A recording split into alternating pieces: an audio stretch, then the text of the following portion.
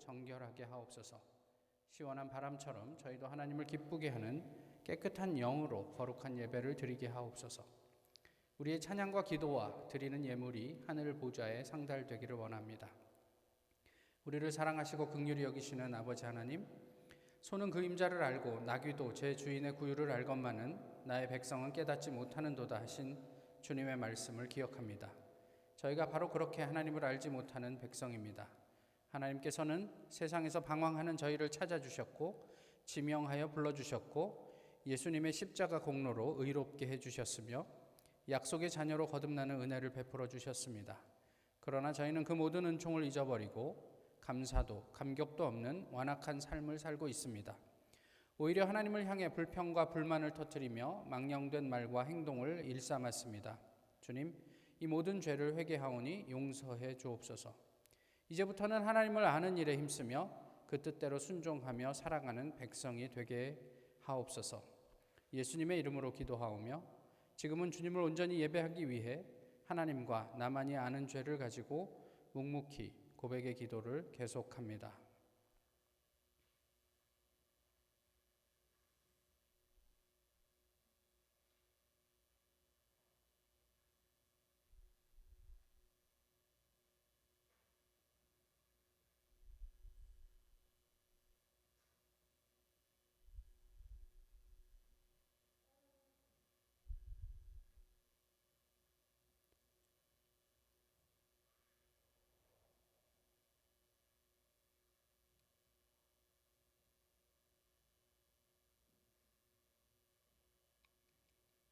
내가 그들의 악행을 사하고 다시는 그 죄를 기억하지 아니하리라. 여호와의 말씀이니라. 아멘. 이제는 우리의 신앙을 한 목소리로 고백하오니 나는 전능하신 아버지 하나님 천지의 창조주를 믿습니다. 나는 그의 유일하신 아들 우리 주 예수 그리스도를 믿습니다. 그는 성령으로 잉태되어 동정녀 마리아에게서 나시고 본디오 빌라도에게 고난을 받아 십자가에 못 박혀 죽으시고 장사된 지 사흘 만에 죽은 자 가운데서 다시 살아나셨으며 하늘에 오르시어 전능하신 아버지 하나님 우편에 앉아 계시다가 거기로부터 살아있는 자와 죽은 자를 심판하러 오십니다. 나는 성령을 믿으며 거룩한 공교회와 성도의 교제와 죄를 용서받는 것과 몸의 부활과 영생을 믿습니다. 아멘.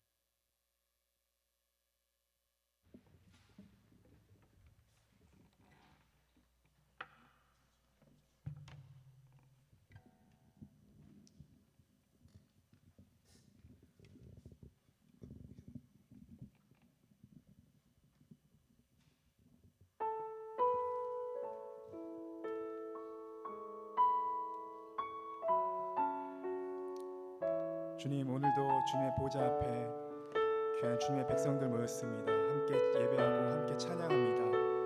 우리의 찬양을 받아주시옵소서. 아멘.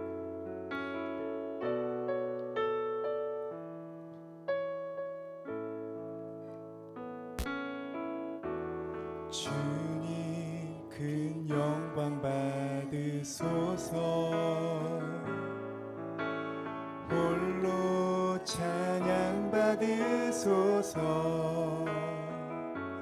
모든 이름 위에 뛰어난 그 이름, 온 땅과 하늘이 다 찬양해.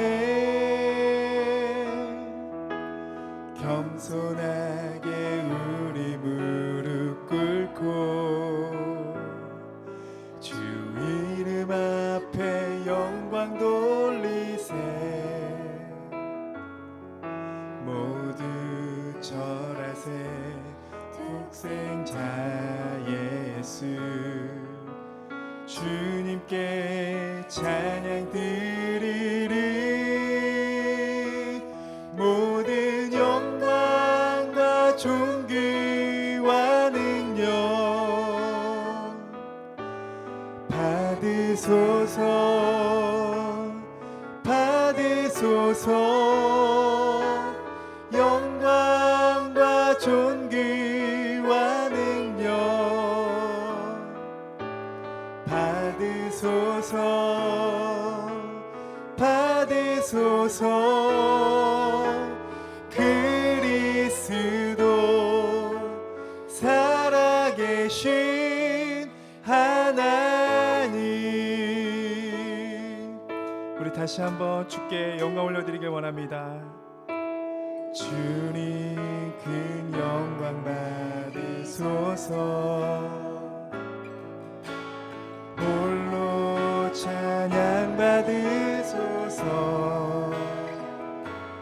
모든 이름 위에 뛰어난 그 이름, 온 땅과 하늘이 다 찬양해. 겸손하게 우리 무릎 꿇고 주 이름 앞에 영광 돌리세. 모두 전하세 독생자의 예수. 주님께 찬양 드리리. 모든 영광과 존귀와 능력 받으소서.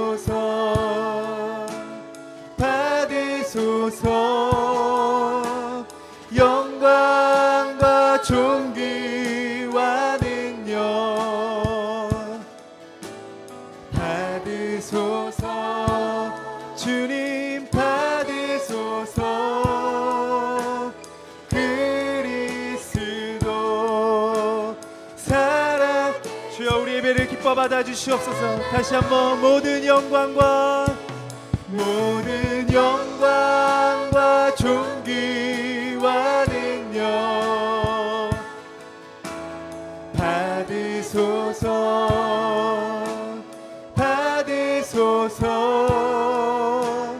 영광과 존귀와 능력 받으소서.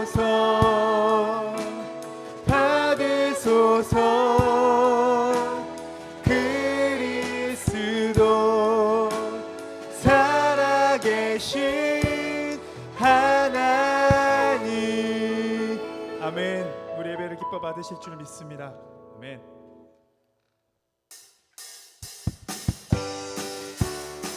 할렐루야. 시간 승리하신 주 여호와 하나님의 이름을 함께 송축하길 원합니다.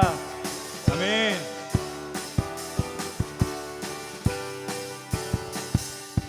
예수 주 승리하신 찬양해. 예수 주 사랑 놀라와. 예수 자유 주심 기뻐해. 예수 생명을 주셨네. 다시 한번 고백합시다. 예수 주 승리하신 찬양해. 예수 주 사랑 놀라와. 예수 자유 주심 기뻐해. 예수 생명을 주셨네. 아멘. 구원의 주님 자유케 하셨네. 모든 죄의 멍에를 주가 깨뜨리셨네. 우리 기뻐해 승리의 주님. 우리 마음 주께 향하네. 아멘. 예수 주 승리하신 찬양해. 예수 주 사랑 놀라워. 아멘. 예수 자유 주심 기뻐해. 예수 생명을 주셨네. 아멘. 주님의 성령 내 안에 계시니 담대히 주께 나가 담력을 얻었네. 주 임재 안에서 문제는 사라져 우리 마음 주께 향하네. 아멘.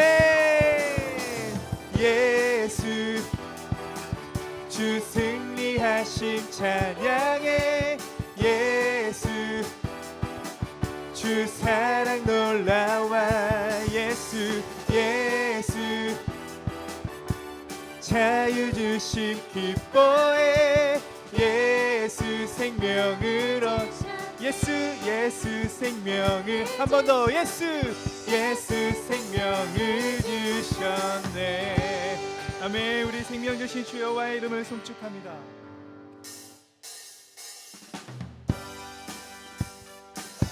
우리 계속해서 손뼉치면서 주 여호와 하나님만 바라보며 이 시간 송축하며 나아가기 원합니다. 아멘.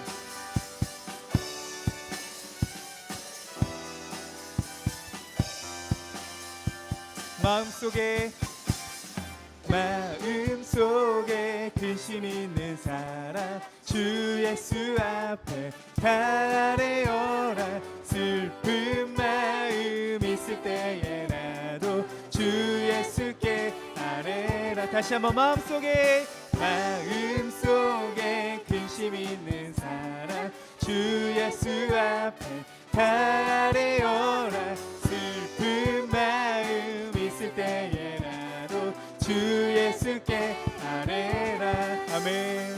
주 예수 앞에 아뢰어라. 주리의 친구니 무엇이나 근심하지 말고 주 예수께 아뢰. 눈물 나며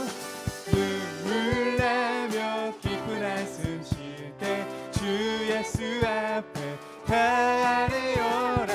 은밀한 죄 내게 있더라도 주 예수께 아뢰. 아멘. 주 예수 앞에 아뢰어라. 주리의 친구니 무엇이나 근심하지 말고 주 예수께. 괴로움과 두려움 있을 때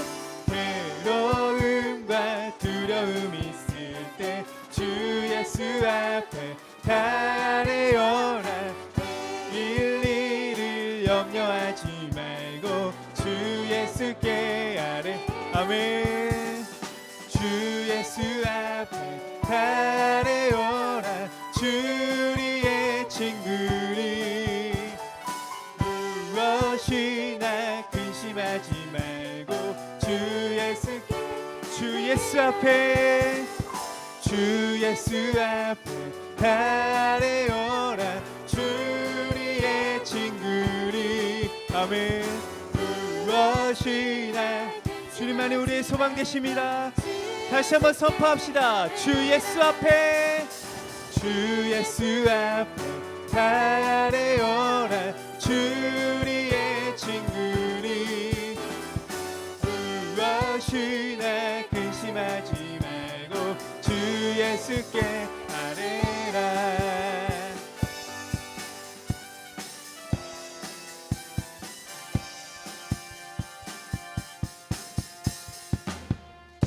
아멘. 오늘 하나님께 영광의 박수 올려드리겠습니다. 아멘.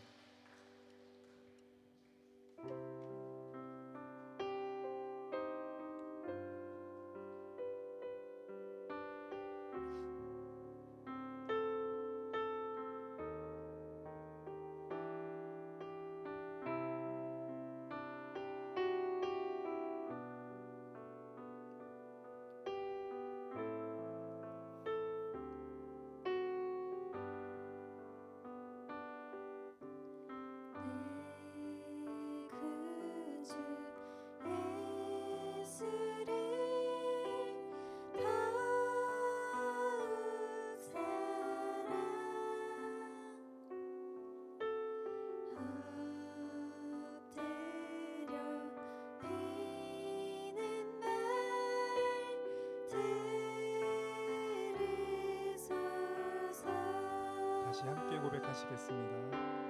내 구주 예수를 더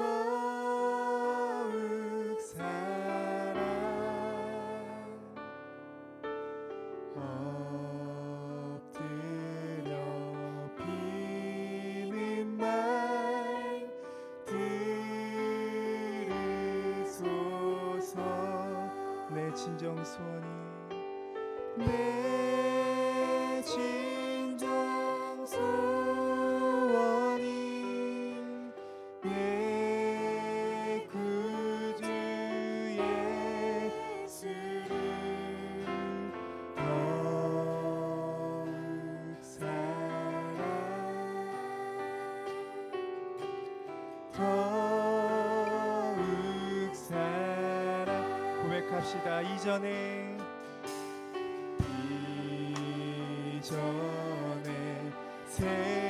세상 나 기뻤어도 지금 내 기쁨은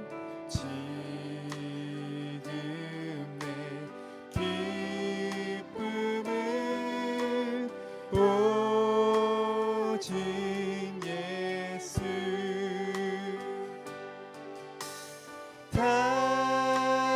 다만 내 비는 말 내 구주 예수를 더욱 사랑 더욱 사랑 이 세상 떠날 때 이 세상 떠날 때 찬양하고 숨질 때 하는 말 이것일세 다만 내 비는 날내 구주 예수를 더욱 사랑 오직 주님만 더욱 사랑 내 진정 소원이 내 진정 소원이 내 구주 예수를 더욱 사랑 예수님만을 더욱 한 번 더 고백합시다. 내 진정 소원이 내 진정 소원이 내 구주 예수를 더욱 사랑 더욱 사랑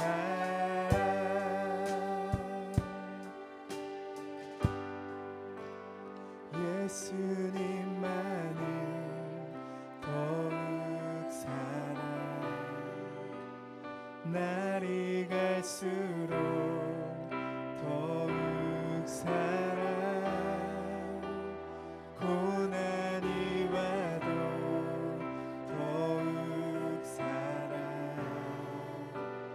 내 삶의 고백 우리 가사를 생각하면서 다시 한번 고백합시다. 예수님만을 더욱 사랑 날이 갈수록 더욱 사랑 고난이 와도 더욱 사랑 내 삶의 고백 더욱 주님 한 분만 주님 한 분만 더욱 사랑 그 무엇보다 더욱 사랑 그 누구보다 더욱 사랑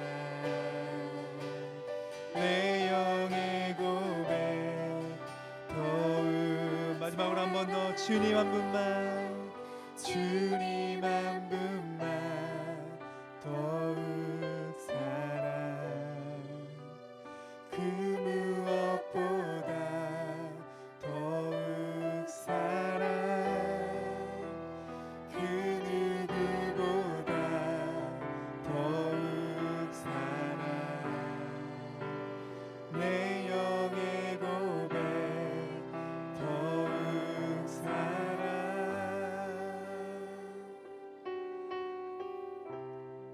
하나님, 내 영이 날마다 숨쉬며 주 여호와 하나님만 찬양하고 당신의 음성을 듣고 행하며 당신만 더욱더 사랑하고 당신의 그 사랑을 누리고 전하며 살길 소원합니다.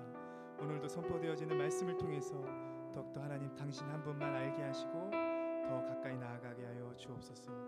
우리 시간 선포되어질 말씀을 위해서 함께 기도드리며 주 앞에 나아가길 원합니다. 기도합시다.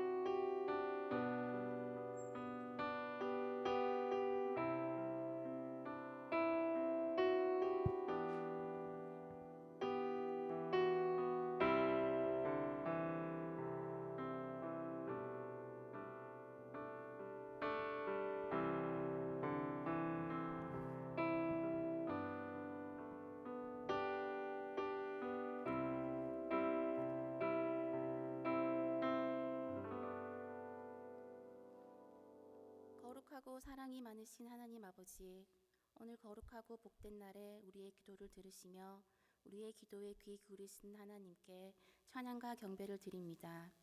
이 시간 저희들이 마음을 다하고 성품을 다하고 뜻을 다하여 드리는 우리의 예배를 받으시고 그 영광을 받아주세요. 어느덧 2021년 10월이 되어 가을의 중턱에 들어섰습니다. 이곳 샴페인은 수많은 옥수수와 각종 곡식들이 수확을 기다리고 있습니다. 이러한 때에 우리는 과연 하나님께 합당한 삶의 열매를 맺었는지 부끄럽기 그지없습니다. 또한 지난 한 주간 주님을 더 깊이 사랑하지 못함을 회개합니다. 한 주간 분주하게 보내면서 생각과 계획 속에서 주님을 따르지 못했습니다.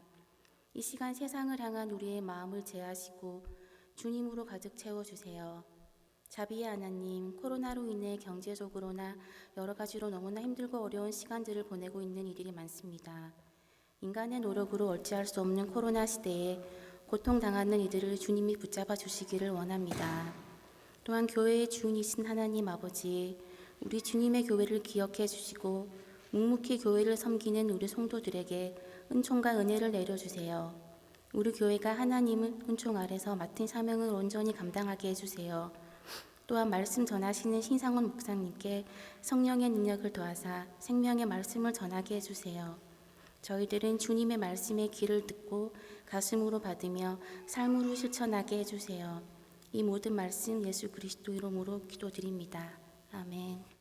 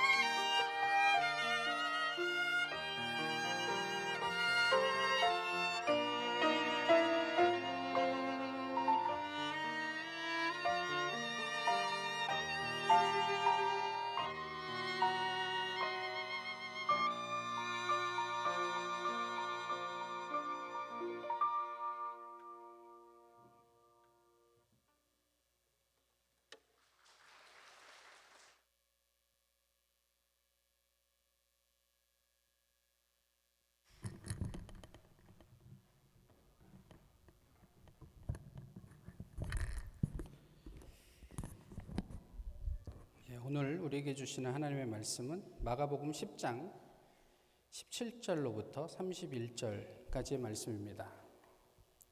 신약성경 마가복음 10장 17절로부터 31절까지의 말씀입니다. 이제 하나님의 말씀을 봉독하겠습니다. 예수께서 길에 나가실새 한 사람이 달려와 꿇어 앉아 묻자오되 선한 선생님이여 내가 무엇을 하여야 영생을 얻으리이까? 예수께서 이르시되 내가 어찌하여 나를 선하다 일컫느냐? 하나님 한 분 외에는 선한 이가 없느니라. 내가 계명을 안 하니 살인하지 말라, 간음하지 말라, 도둑질하지 말라, 거짓 증언하지 말라, 속여 빼앗지 말라, 내 부모를 공경하라 하였느니라. 그가 여짜오되 선생님이여 이것은 내가 어려서부터 다 지켰나이다.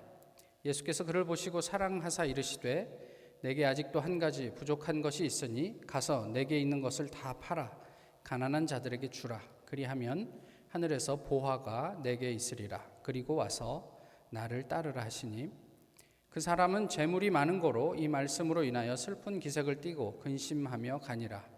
예수께서 둘러보시고 제자들에게 이르시되 재물이 있는 자는 하나님의 나라에 들어가기가 심히 어렵도다 하시니 제자들이 그 말씀에 놀라는지라. 예수께서 다시 대답하여 이르시되 얘들아 하나님의 나라에 들어가기가 얼마나 어려운지 낙타가 바늘귀로 나가는 것이 부자가 하나님의 나라에 들어가는 것보다 쉬우니라 하시니 제자들이 매우 놀라 서로 말하되 그런즉 누가 구원을 얻을 수 있는가 하니 예수께서 그들을 보시며 이르시되 사람으로는 할 수 없으되 하나님으로는 그렇지 아니하니 하나님으로서는 다 하실 수 있느니라. 베드로가 여짜와 이르되 보소서 우리가 모든 것을 버리고 주를 따랐나이다. 예수께서 이르시되 내가 진실로 너희에게 이르노니 나와 복음을 위하여 집이나 형제나 자매나 어머니나 아버지나 자식이나 전토를 벌인 자는 현세에 있어 집과 형제와 자매와 어머니와 자식과 전토를 100배나 받되 박해를 겸하여 받고 내세에 영생을 받지 못할 자가 없느니라. 그러나 먼저 된 자로서 나중되고 나중된 자로서 먼저 될 자가 많으니라. 아멘. 듀크 대학교 경제학과에 있는 댄 에리얼리 교수라는 분이 있습니다. 그분이 이런 이야기를 했어요. 사람들은 돈을 쓸 때 감정에 좌우된다. 그러니까 무슨 얘기냐면 사람들은 돈 쓸 때 합리적으로 이성적으로 쓰지 않고요. 그냥 마음 가는 대로 비이성적이고 비합리적으로 그냥 막 쓴다는 얘기예요. 그러면서 세 가지 효과에 대해서 얘기를 하는데요. 첫 번째 효과가 시각 선호 효과입니다. 그러니까 여기에 과일과 초콜릿이 있습니다. 근데 이 둘 중에 무엇을 선택할래? 이렇게 물으면 일반적으로 사람들이 예를 들면 1년 후에 내가 이 둘 중에 하나를 줄 텐데 무엇을 먹겠습니까? 라고 물으면 대부분 뭘 선택할까요? 과일을 선택한답니다. 그러니까 1년 후에 내가 받을 거라면 건강에 좀 좋은 거를 선택해야 하겠죠. 근데 한 달 후에 받는다면 뭘 선택할래? 그러면 이것도 역시 과일을 선택한대요. 그럼 지금 당장 손에 들고 둘 중에 하나를 줄게. 뭘 가질래? 그러면 다들 초콜릿을 갖는다고 그런대요. 그러니까 우리가 손에 쥐게 되는 결과가 지금 현재로부터 멀어지면 멀어질수록 사람들은 좀 더 이성적으로 생각하는데 가까워질수록 좀 더 비이성적인 선택을 하게 되더라는 거죠. 또 하나는요, 공짜 효과인데요. 인도의 아이스크림 회사에서 새로운 상품을 출시했습니다. 그리고 이 신상품 출시 기념해서 공짜로 사람들에게 나누어 줬어요, 아이스크림을.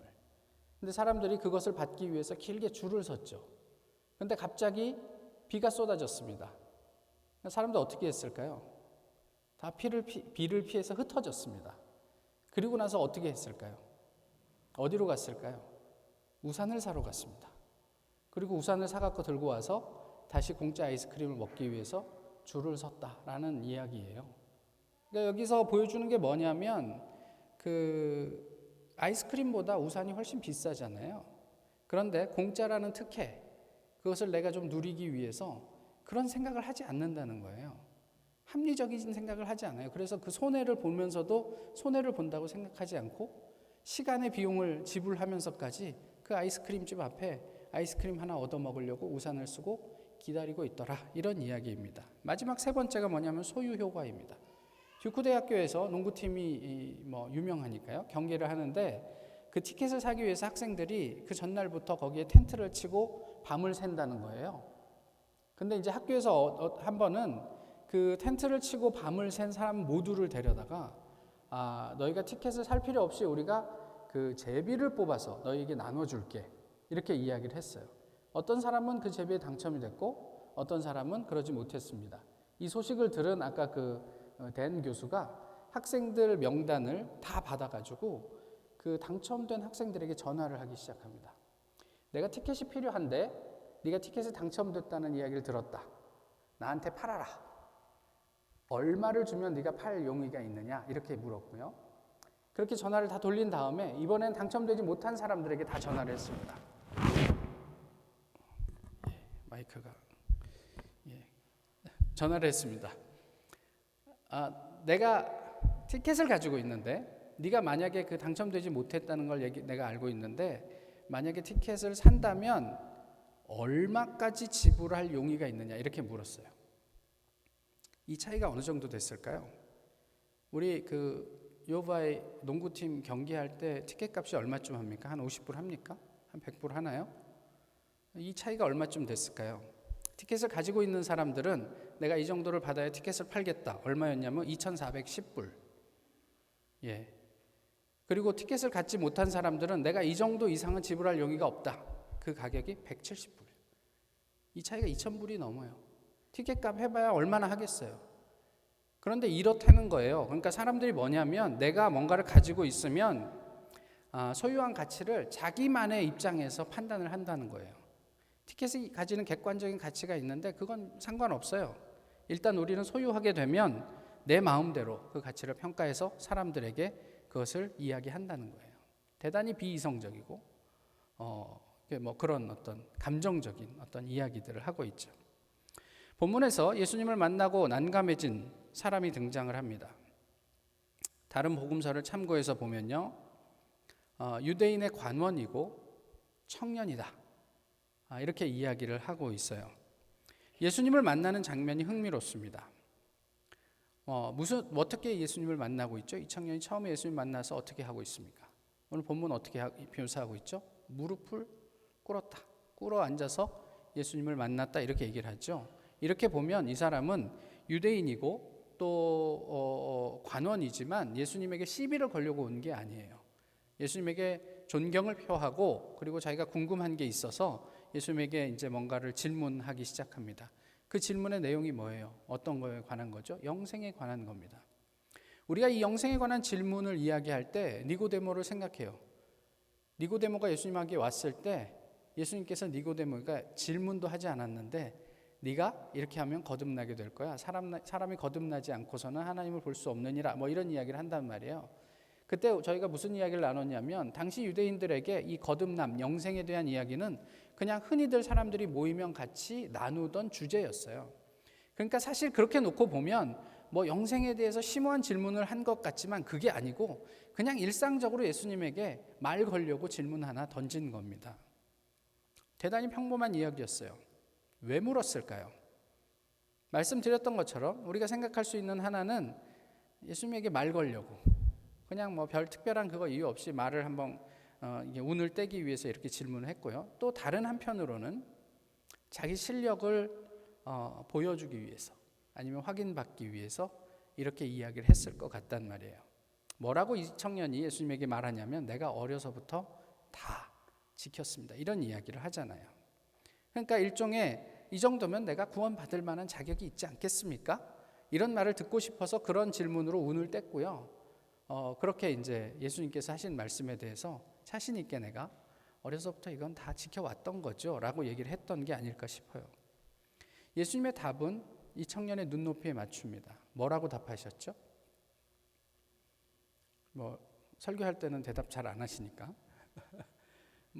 살인하지 말라, 간음하지 말라, 도둑질하지 말라, 그런 거잖아요. 부모를 공경하라. 오늘 본문에 그렇게 나와 있잖아요. 그게 무슨 내용입니까? 10계명의 내용이죠. 10계명 중에 5번부터 마지막까지 후반부에 있는 내용을 예수님에게 얘기하죠. 그거를 지키라고 말씀을 하십니다. 아까도 말씀드렸지만 여기에 자신이 있었어요. 이 부자 청년은. 그래서 제가 그거는 어릴 때부터 다 지켜왔던 건데요. 이 사람이 이렇게 대답할 때 그 분위기나 어떤 느낌은 무엇이었을까요? 이에 대해서 예수님께서 전곡을 찌르죠. 한 가지 부족한 것이 있다. 그러면서 무슨 이야기를 하십니까? 뭐에 대해서 얘기하세요? 입을 다 가리고 계셔갖고 제가 알 수는 없지만 재물이라고 대답하셨어요. 근데 그렇지 않아요. 예수님께서 무슨 얘기하셨냐면 10계명 첫 4계명에 관한 이야기를 하신 거예요. 너에게 오히려 한 가지 부족한 한 게 있는데 그것 때문에 나를 따르기가 어렵지 않아? 그러니까 만약에 네가 그걸 포기하고 나를 따를 수 있어? 복음의 길을 따라올 수 있어? 하나님에게 모든 것을 걸 수 있어? 이런 질문을 하신 거예요. 오늘 본문의 내용은 그런 내용입니다. 그러자 그 청년이 그 이야기를 듣고 어떻게 했대요? 재물이 많아서 근심하며 돌아갔다. 이 마이크가 무척 지난주에 보지 못한 마이크인데 예민해가지고 자꾸 그랬대요. 슬픈 얼굴로 근심하며 돌아갔다. 제자들에게 이어서 예수님께서 말씀하시죠. 부자가 구원받을 가능성이 몇 %입니까? 몇 %? 0%. 뭐라고 비유하셨냐면 낙타가 바늘기로 통과하는 것보다 부자가 하늘나라에 가는 게 더 어렵다 이렇게 말씀하시잖아요. 그럼 부자가 하늘나라에 가는 가능성은 0%보다 더 어려우니까 마이너스 100%. 가능성이 없다고 얘기를 하세요. 그러니까 제자들이 걱정합니다. 근심합니다. 그럼 누가 구원을 받겠는가? 이런 얘기를 하죠. 그러면서 마음 한켠에 이런 생각이 없을까요? 나는 구원을 받았을까? 이런 생각이 있을 수 있잖아요. 이것을 확인할 요량으로 베드로가 예수님에게 얘기합니다. 뭐라고 얘기합니까? 우리는 모든 것을 버리고 주를 따랐습니다. Right? 이렇게 물어요. 예수님이 뭐라고 대답해 주셨으면 좋았을까요? 그래, 잘했다, 기특하다, 훌륭하다 이렇게 대답해 주셨으면 좋았을 거예요. 근데 예수님이 그렇게 대답하셨습니까? 까비. 그런데 오늘 베드로가 얘기한 예수님에게 말한 그 구문에 주목해야 할 단어가 있어요. 뭐라고 베드로가 말을 시작했냐면 보소서 이렇게 얘기를 해요. 이 보소서가 한국말로 하면 뭡니까? 방금 말씀드렸잖아요. 주목. 예수님 주목. 우리는요 다 포기하고 따랐잖아요. 맞죠? 그가 기대했던 대답은 뭐예요? 그래, 하늘나라가 너희들 것이다. 이거였어요. 주목. 대단히 자신감 있고 베드로다운 이야기입니다. 이에 대해서 예수님 뭐라고 대답하셨습니까? 집, 형제, 자매, 부모, 가족, 땅, 이런 얘기 하셨어요? 그 얘기가 무슨 의미예요? 너희에게 한 가지 부족한 것. 이거랑 똑같은 이야기예요. 너희에게 한 가지 부족한 게 있다. 무엇이었을까요? 그 자신감. 너에게 한 가지 부족한 게 있다. 그 자신감. 예수님 앞에서 우리는 다 버렸잖아요. 그렇죠? 라고 하는 그 자신감. 이런 이야기를 하신 거예요. 그러니까 너희도 저 부자 청년과 별반 다르지 않아. 이미 예수님을 따르고 있는데 그 따름을 방해하는 한 가지가 변신했어요. 변신했어요. 옛날에는 업으로 또 그냥 일반적인 사람으로 자기가 추구하고 싶은 것들을 추구하면서 살다가 예수님의 초청을 받고 예수님을 모든 걸 버려두고 쫓았어요. 그런데 오늘 이 순간에 와서 보니까 그렇게 가지고 있던 부족한 것 한 가지가 변신했어요. 나도 모르게. 내가 인식할 수 없는 모습으로. 그 한 가지를 예수님이 제자들에게 말씀하고 있는 거죠. 너무 길어서 안 읽으신 분도 계시겠지만 제가 그 제시님 전에 담임 목사 제시님의 즈음하여라는 글을 이제 나누지 않았습니까? 제 주변에 있는 그 동지들 함께 기도하고 또 같이 하나님 나라를 꿈꾸는 한국과 미국에 흩어져 있는 사람들에게 그 글을 좀 나누었습니다. 그러니까 답장이 왔어요. 바른 신앙과 교회를 고민하는 마음이 귀하게 생각이 된대요. 물론 다른 이야기도 있지만 어쨌든 그런 이야기가 있어요. 그래서 제가 뭐라고 답장을 할게요. 괜히 글만 그렇게 썼죠. 실상은 사꾼입니다. 이렇게 답장을 썼어요. 그 말에 대해서 그 사람들이 뭐라고 답을 했을까요? 그건 여러분들의 상상에 맡겨드리죠. 저는 매일 한 번씩 은퇴를 생각합니다. 그리고 때로는 사람들 만날 때 빨리 은퇴를 해야 되겠다, 이렇게 농담처럼 이야기를 하지만 생각을 합니다. 오늘 본문의 말씀을 빌려서 그 이유를 표현해 보면 한 가지 부족한 것이 늘 마음에 걸리기 때문에 그래요. 물론 저에게는 한 가지만 부족하지 않고요, 생각하면 할수록 그냥 수십 가지 수백 가지가 부족하게 느껴져요. 이 상태로 내가 계속 하나님의 사역을 할 수 있을까? 목회를 할 수 있을까? 이런 그런 어떤 부담이 있어요. 그래서 매일 저는 이 상태로 계속 답보 상태에 머물러 있다면 차라리 그만하는 게 더 맞는 거 아닌가? 이런 생각을 하게 되더라는 말이죠. 그래서 근심합니다. 우리에게 한 가지 부족한 것은 무엇입니까? 29절에 말씀하신 것, 그것을 포기하실 수 있습니까? 만약에 예수님께서 지금 우리 앞에 오셔서 너에게 오히려 한 가지 부족한 것이 있는데 그것을 포기하라, 그러면 우리가 근심하지 않을 수 있을까요?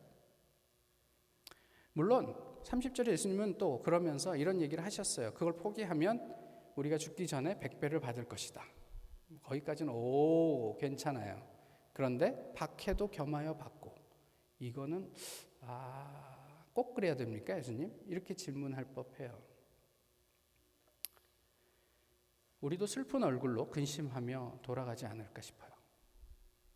혹 제자들처럼 이미 교회 안에 들어와 있고 예수님을 따른다고 우리가 생각을 한다면 어쩌면 애써 그 부분은 생각하지 않고 외면하면서 지내고 있는 것은 아닌가, 한 번쯤은 돌아볼 필요도 있지 않을까 싶어요. 궁금한 것은 이것입니다. 그리고 나서 그 부자 청년은 다 팔았을까? 그리고 예수님의 제자가 되었을까? 궁금하지 않으세요? 궁금하잖아요. 안 궁금하신가? 근데 이 질문에 답을 하기 전에 먼저 할 질문이 있습니다. 그것은 예수님은 왜 그에게 다 팔으라고 하셨을까? 그리고 실제로 본문에서 이야기하고 있는 전부의 의미가 그야말로 리터럴리 전부를 의미하는 것인가? 이런 것이 궁금해요. 다른 질문을 해볼까요? 포기가 먼저입니까? 따름이 먼저입니까? 그냥 쉽게 이야기하면 포기하면 따라지나요? 아니면 우리가 예수님을 잘 따르면 포기는 자연스럽게 오게 되지 않을까요? 그런데 한번 좀 생각을 해보시자고요. 포기하지 않고서, 특히 모두를 정리하지 않고서 제대로 예수님을 따를 수 있을까요? 좀 다르게 설명을 해보면, 예수님께서는 한 가지 때문에 우리의 시야가 가려져서 따름의 길, 그러니까 그 복과 영광을 보지 못하는 모든 것을 지금 부자 청년에게 말씀하고 계셨어요. 그러니까 부자 청년이 내가 예수의 제자가 되고 싶다라는 마음은 알겠는데 그의 눈을 가리고 있는 그 한 가지 때문에 실제로 네가 나를 따라올 때 그 따름을 끝까지 경주하기 어려운 그 한 가지가 있으니까 그것을 벗어버리고 자유롭게 나를 따를 수 있겠느냐라고 말씀을 하신 거란 말이에요. 부자 청년은 그것이 재물이었지요. 그래서 많아서 근심했지만 예수님에게는 사실 부자가 근심하는 만큼 그런 무게감으로 그가 갖고 있는 재물이 다가오진 않았을 거예요. 그저 부족한 건 한 가지에 불과했단 말이죠. 누군가에게는 그것이 집이 될 수 있을 거예요. 또 다른 사람에게는 가족이 될 수 있고, 또 어떤 사람에게는 땅이 될 수 있고, 또는 명예나 또는 업적이나 지위나 또 권력 등 팔아서 나누어야 할 한 가지가 그런 것이 될 수 있죠. 우리에게는 그 한 가지가 무엇이냐는 말이에요. 예수님께서 그것을 포기하라라고 했을 때 근심하게 할, 우리를 아주 깊이 근심하게 할 그 한 가지가 무엇인가 하는 거죠. 그러면 이 청년에게 예수님은 진짜로 전 재산을 처분하라고 그렇게 말씀하셨을까요? 저는 그렇게 생각하지 않습니다. 그러나 그것을 처분하지 않고 자유로워질 수 있었을까요? 예수님을 따를 수 있을까요? 만약에 그럴 수 있다면 그 청년은 자기 재산을 처분할 필요가 없습니다. 아니, 그랬다면 예수님께서 재물을 처분하라고 말씀도 하지 않으셨겠죠. 복잡하죠? 점입가경 심란합니다. 그죠? 그래서 근심합니다. 근데 오늘 본문에서 이 근심이란 단어를 보시면요, 화를 내다라는 의미가 있어요. 그러니까 이 청년이 슬픈 얼굴을 하고 화를 내며 돌아갔다. 되죠? 예, 그럴 수 있잖아요. 그죠? 내가 기껏 예수님에게 좀 좋은 마음으로 와서 이렇게 좀 이렇게 그 제자도 되고 이렇게 좀 펠로우십 하려고, 내가 지금 가진 재물이 있으니까 그 사람 사역할 때 뭐 후원도 할 수 있고 내가 그런 사람인데 와갖고 그 재물을 다 처분하라고? 이거 도대체 무슨 이야기야? 하면서 화를 내며 돌아갈 수도 있겠죠. 그런데 그 근심이란 단어에 어떤 의미가 또 있냐면요, 그 가책을 느끼다라는 의미가 있어요. 그러니까 첫 번째 의미로 우리가 번역을 하면 어떻게 되는 거냐면, 재물이 많아서 슬픈 얼굴로 화를 내며 돌아갔다. 두 번째 의미로 번역을 하면 재물이 많아서 슬픈 얼굴로 가책을 받으며 돌아갔다. 무엇이 더 어울립니까? 어떻게 생각하세요? 후자가 더 어울립니다. 슬픈 얼굴로 가책을 받으며 돌아갔다. 왜요? 17절 때문에 그래요. 그는 주님 앞에 꿇어 앉았기 때문에요. 이것은 단순히 그냥 어느 정도의 존경 이런 의미가 아니에요. 성경에서 통상 꿇어 앉았다라는 것은 예배를 의미해요. 그죠?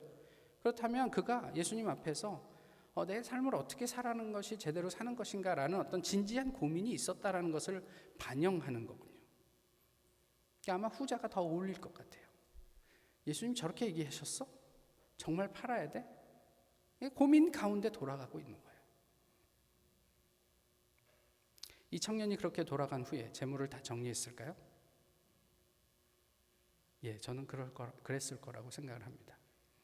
다른 이유도 있어요. 좀 이따 말씀드릴 때 한번 보시죠. 예수님이 제자들에게 말씀하십니다. 마지막 절에 어떻게 되어 있습니까? 그러나 먼저 된 자로서 나중되고 나중된 자로서 먼저 될 자가 있느니라 라고 말씀하시지 않고, 나중된 자로서 먼저 될 자가 뭐라고요? 많을 것이다, 이렇게 얘기하세요. 이 의미가 뭘까요? 그냥 단순하게 어떤 제자들에게 어떤 교훈을 주시기 위함이에요? 아니에요. 제자들에게 하신 의미는 이런 거예요. 너희는 너희가 먼저라고 생각하지 천만에 어쩌면 저 부자 청년, 슬픈 얼굴로 근심하며 돌아간 저 청년이 너희보다 먼저일 수도 있어. 이런 말씀이란 말이에요.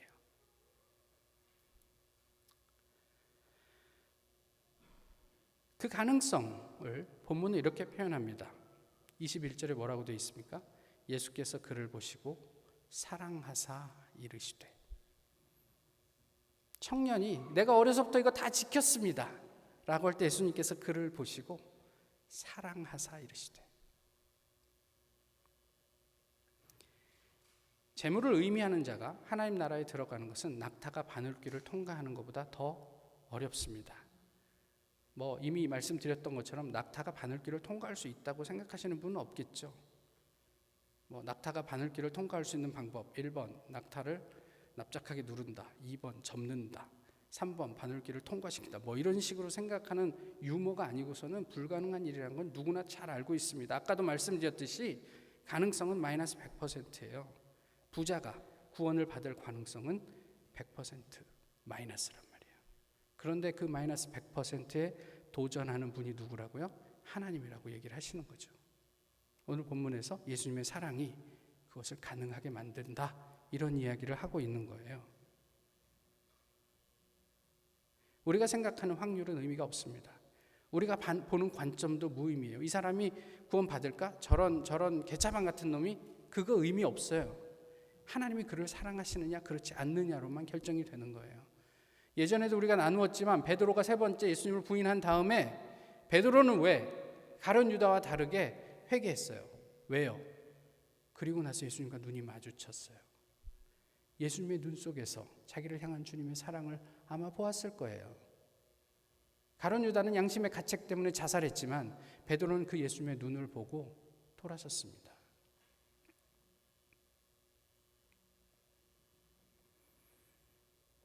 하나님이 만드십니다. 하나님이 세상을 창조하신 것처럼 전혀 구원받을 수 없는 인간을 예수 그리스도를 통해 새로 만드시고 하나님 나라에 합당하게 하시겠다. 이게 오늘 본문이 우리에게 전해주는 말씀이에요. 사람들은 그 안에서도 제자들은 경쟁해요. 오늘 본문 전후를 보세요. 아이들과 경쟁하고 또 야고보와 요한이 당신이 영광 가운데 임하실 때 우리를 좌우편에 앉아주십시오. 그 얘기를 들은 제자들이 막 분노했다 이렇게 표현하고 있잖아요. 여전히 우리 안에 존재하는 거예요. 부자 청년보다 나을 게 우리에게 아무것도 없어요. 예수님은 그것을 오늘 본문을 통해서 말씀하고 있는 거예요. 너희에게 오히려 한 가지 부족한 것이 있구나. 행복을 돈으로 살 수 있습니까? 아무도 그렇게 얘기하진 않으시죠. 근데 마음 한켠에 그래 돈이 있으면 좀 더 낫지 않을까 뭐 이런 생각을 하실 수는 있어요. 그런데 아까 댄 교수가 실험을 하나 더 합니다. 공짜 커피 쿠폰을 나누어 주고 이 쿠폰을 가지고 가서 커피를 한 잔 사 드십시오. 본인을 위해서. 기분이 좋았을까요? 좋았겠죠. 다른 한 그룹은 이렇게 얘기합니다. 이 쿠폰을 가지고 커피숍에 있다가 커피를 사 먹으러 들어오는 사람에게 커피를 한 잔 대접하십시오. 기분이 어땠을까요? 더 오래도록 좋았대요. 인간은 잘하는 것에 초점을 맞추고 그것을 위해서 삶의 방향을 정렬하라고 이야기합니다. 내가 어려서부터 그걸 다 지켰습니다. 잘했다. 너는 구원받을 거다. 이렇게 이야기하고 그 삶에서 벗어나지 마라. 이렇게 충고하죠. 예수님은요. 한 가지 부족한 것을 보게 하시고 하나님 나라에 우리의 삶을 맞추라고 말씀하십니다. 우리의 눈에는 비록 그것이 손해처럼 보이고 때로는 박해처럼 보일지라도 예수님의 길을 따르는 것은 결국 우리로 하여금 하나님의 영광에 그 영원함에 동참하게 하는 일, 소위 대박의 길이기 때문에 그렇단 말이에요. 우리가 보지 못하는 그것을 치우고 그리고 너는 나를 따르라. 그때서야 비로소 나를 끝까지 따라올 수 있을 것이다. 이렇게 말씀하신 거예요. 그 영광을 보지 못하게 하는 모든 재물, 우리에게 무엇일지 모르겠지만 그것을 내려놓고 우리는 예수님을 따를 수 있을까요?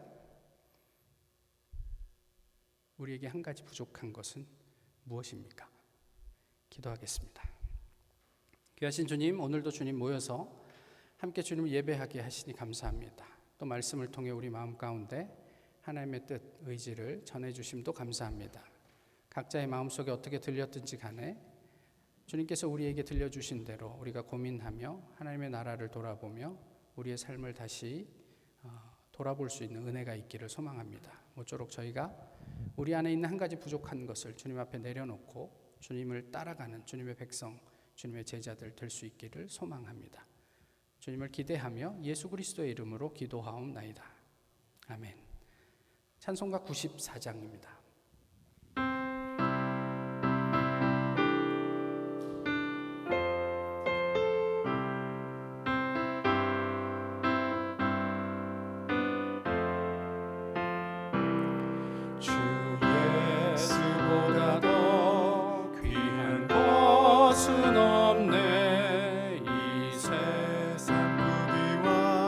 바꿀 수 없네.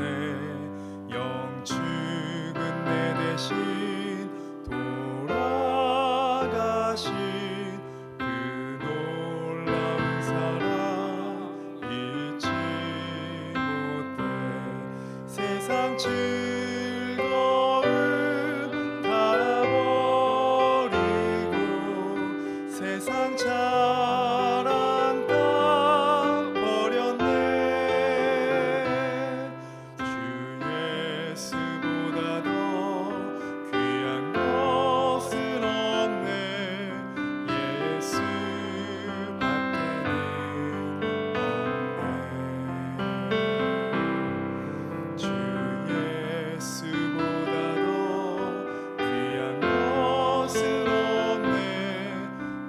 이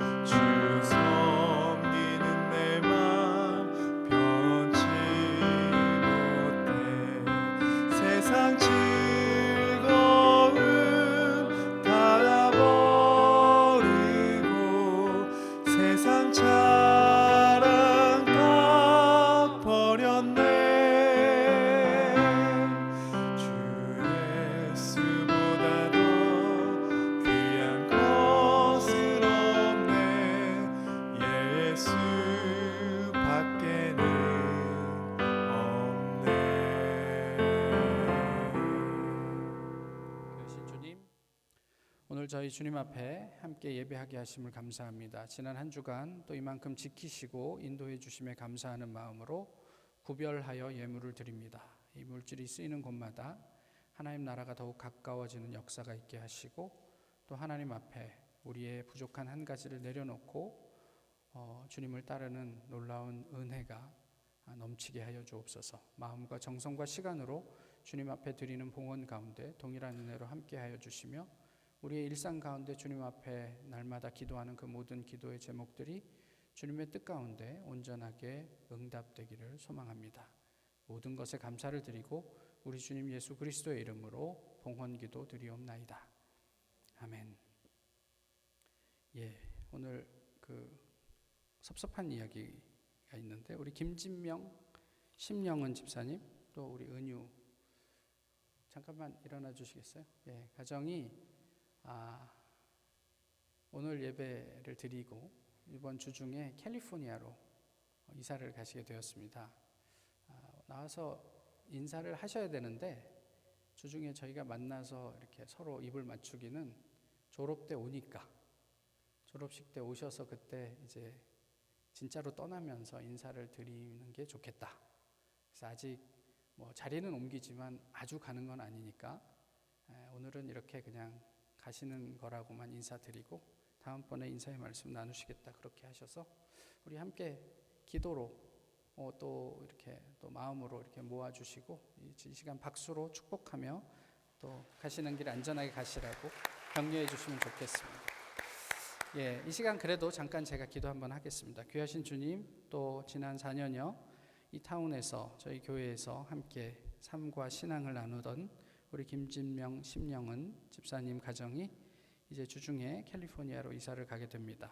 이제 학업 마무리하는 그 모든 시간 가운데 주님께서 은혜와 또 지혜로 함께 해주셔서 잘 마무리하게 하시고 또 새로운 곳에 가서도 하나님의 은혜를 깊이 입게 하시며 그 가운데 선하신 인도하심 또 만남들이 있게 하시고 어디에 있든지 주님의 역사 가운데 평안을 누리게 하여 주시옵소서. 비록 잠시 몸은 떠나지만 그렇게 우리가 함께 기도하며 주님의 몸된 공동체를 계속해서 이루어 갈 수 있도록 주께서 은혜 더하시기를 소망합니다.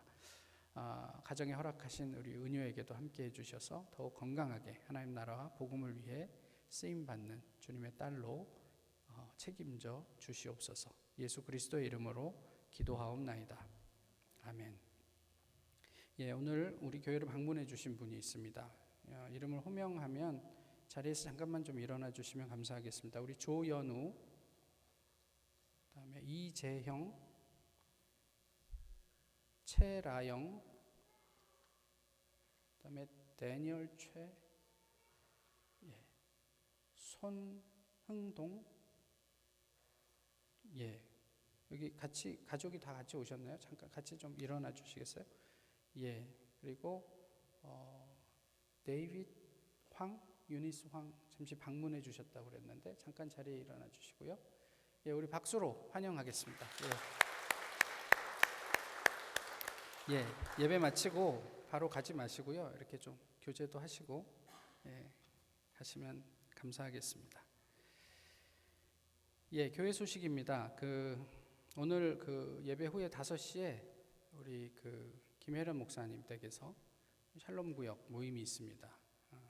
기억하시고 함께 하시길 원하시는 분들, 말씀해 주셨던 분들 함께 하셔서 또 아마 코로나 이후에 거의 처음 있는 모임인 것 같은데 또 여러분도 함께 기도해 주시면서 이렇게 축복해 주시면 감사하겠습니다. 그다음에 안수집사 인선 주보에 명단을 실어 놓았습니다. 오늘 들어오시면서 받으신 그 추천서 있죠?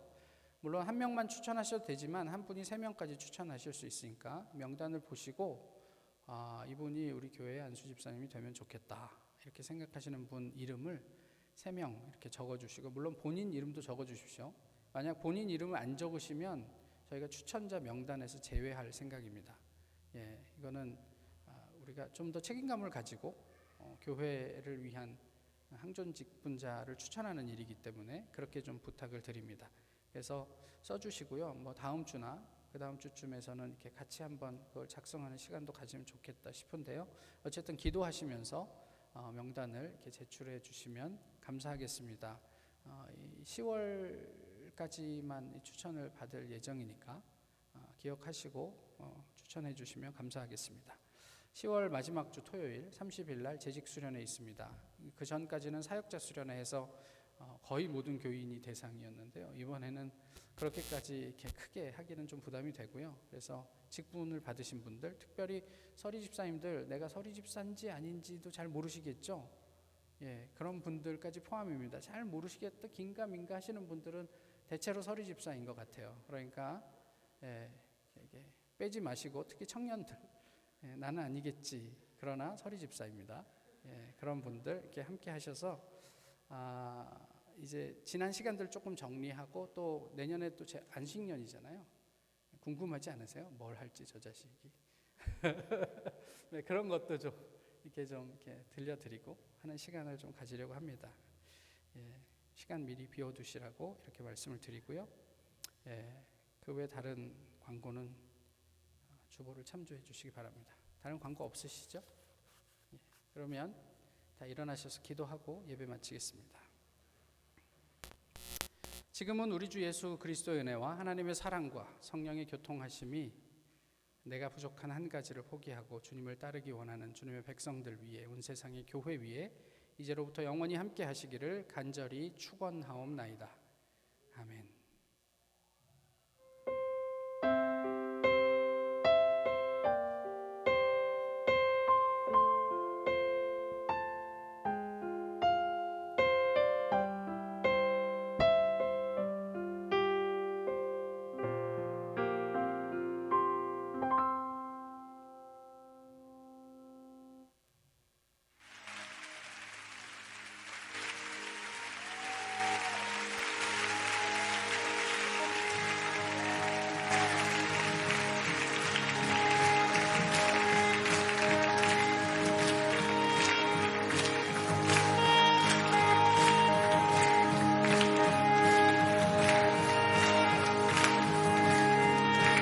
바다 같은 주의 사랑 내 맘속에 넘치네. 생명의 주 우리를 위해 보혈을 흘려 주셨네.